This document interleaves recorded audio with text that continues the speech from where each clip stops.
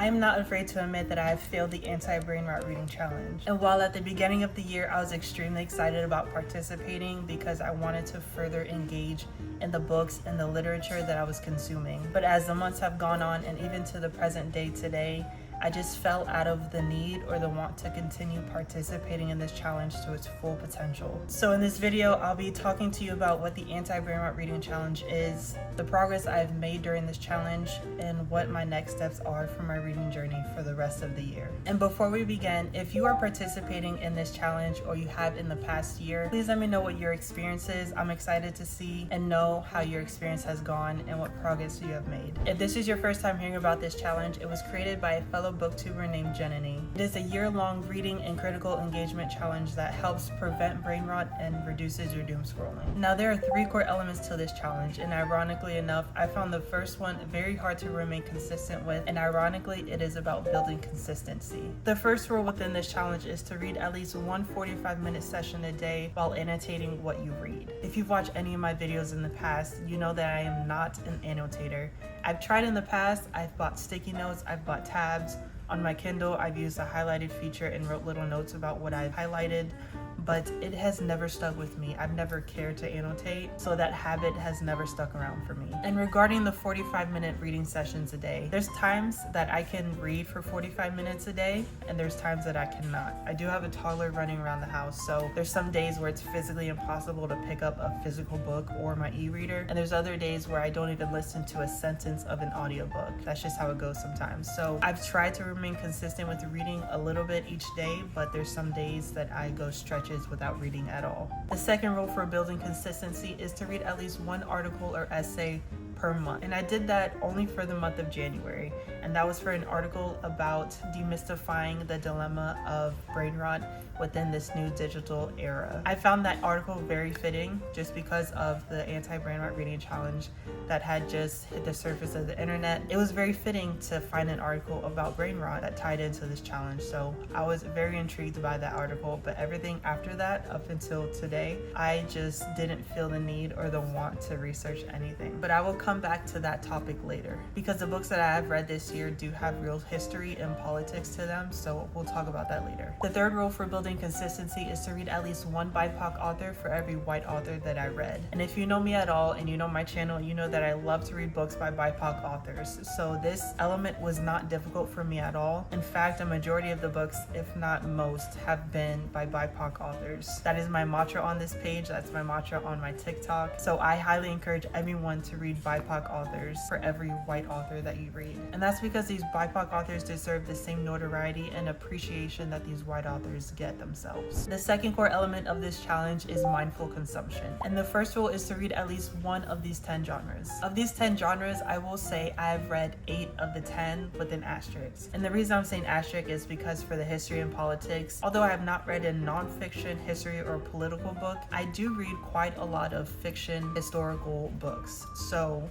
in particular, I do have 2 books that I've read in this year. Number 1 is A Reformatory, and the second one is Nickel Boys. If you know anything about these 2 books, you know that it is based around the story of the Dozier School for Boys that was here in Florida in the 1970s. Although these 2 books are about the same topic, each one of these authors have written a beautiful story, very traumatic and tumultuous, but beautiful story nevertheless, about the reformatory school that these boys had to go to. Using real testimonies from people that they know in their personal life, and even interviewing people that are still alive to this day that had to endure all the bad stuff that they went through while they're at the reformatory school for boys, is something very eye-opening to read about.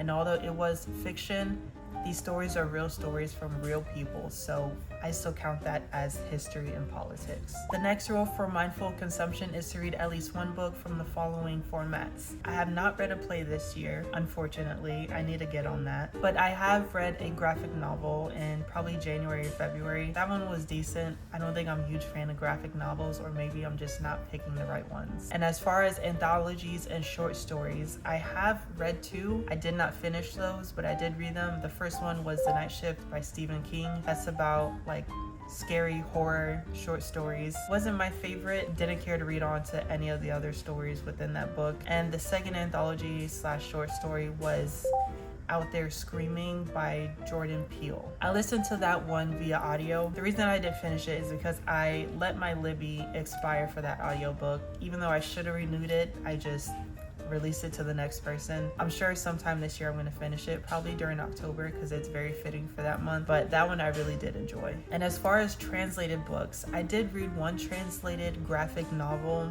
It just wasn't my cup of tea. I think it was translated from Italian, if I'm not mistaken. I don't remember the title of it, but it was just not my cup of tea. The last rule for mindful consumption is to read at least one book for each of these categories. I have finished 12 of the 23 categories for this specific rule. Obviously, I let off with the easiest ones that I typically gravitate towards too, like reading queer or LGBTQ, or I'm starting to dabble in more fantasy. I'm starting to dabble in more literary fiction. Has been my shit this year. I've been loving contemporary and literature so far this year. Obviously reading books by Black authors, I do all the time, but specifically Black authors that are alive. The ones that I have not finished, I'll list here on the screen. And I need to go into Jananie's book club because she did specify earlier this year that the books that are in her book club are gonna help achieve each one of these categories for this specific rule. So I'll have to look through those lists of books to get recommendations for Latinx authors that are not Chinese, Japanese, or not Indian, for example. So I'm excited if I can find most of those books at my local library. The last core element is to critically engage with what I consume. Rule number 1 for this was to create my own critical media journal, and I actually forgot to go grab that. Let me go grab it real quick.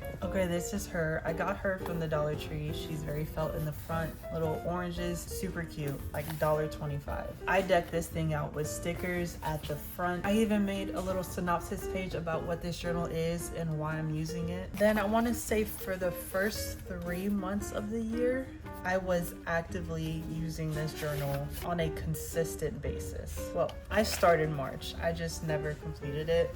And I also started April, and this was the last entry that I did for April. I just did the header, but you get the idea. At first, I started off very consistent. I'll show you the breakdown of my page. So these are the books that I read for the month. This is the article that I did, favorite book of the month, and the 23 prompts that I wanted to complete in the first month of the year. I completed 5. So that's just an example of the layout of it. And for each book that I read, I did my own little book report. So I talked about my feelings for the book, what this book meant to me, and a bit of a synopsis. And this really did help with doing my reading wrap-ups throughout the first 6 months of the year. Well, up until I stopped this media journal. And then it got to be too much because I felt like each time I was doing an entry, I was doing like a book report. This honestly felt like a book report with no benefits.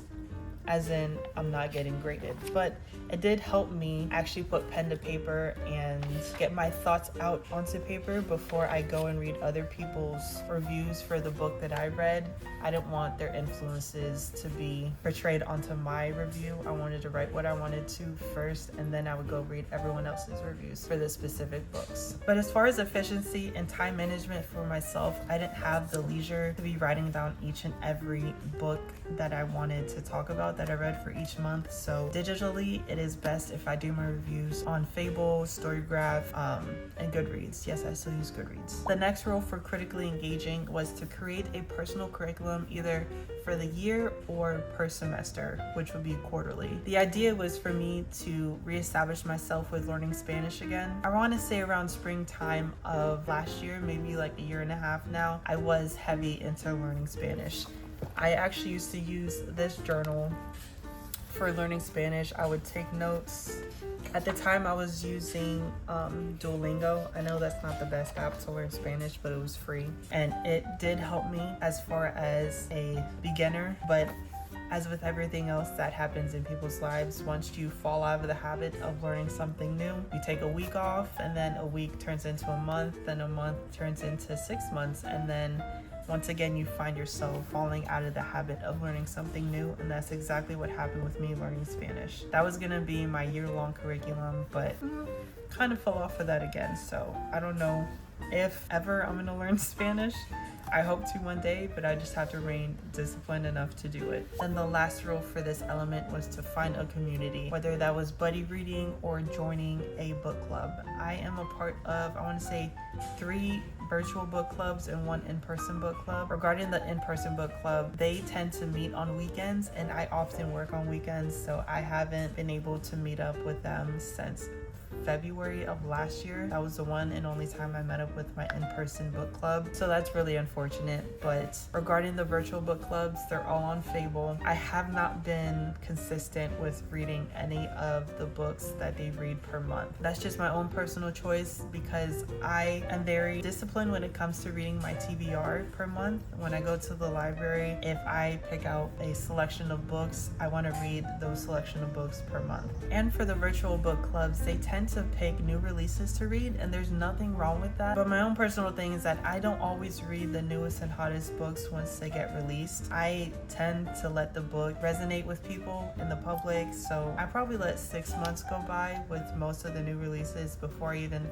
think of picking them up. But I don't read books as soon as they are fresh off the press. So now you're probably wondering, Jaylene, what are you gonna do from here on out now that you're not participating in the anti-brain rot reading challenge? I still want reading to be fun for me for the remainder of the year. And although this challenge did feel a bit like schoolwork and it was not very leisurely for me to be doing the critical media journal, I still want to adopt some of the good benefits that I did reap from this challenge, specifically with the remainder of the 23 prompts that I want to complete. I also wanted to adopt the good habit of reading for some time period throughout each day. That is something I've been trying to remain consistent with. Still not the best at it. There are some days where I missed a day or 2 of reading, but I've been leaning more into my audiobooks on the days that I'm not able to physically pick up a book, so that I will do. And this is not to deter anyone from starting this challenge today once you watch this video. It is a year-long challenge, so whatever your start date is that you want to choose, just remain consistent with it. Make this challenge what you want it to be for yourself, and try to see if you can remain consistent where I was not. This is a really fun challenge, and if you want to watch the original video of Jananie explaining the anti-brain rot reading challenge, I'll have it linked down below. And this is your reminder to continue having fun for the rest of this year. Reading is supposed to be a fun, leisurely hobby, and once it starts to feel like too much work for you, maybe you need to take a step back. I'm sure you enjoyed today's video because I have. Thank you so much for being here. I hope you enjoyed, and I will see you in the next one. Bye.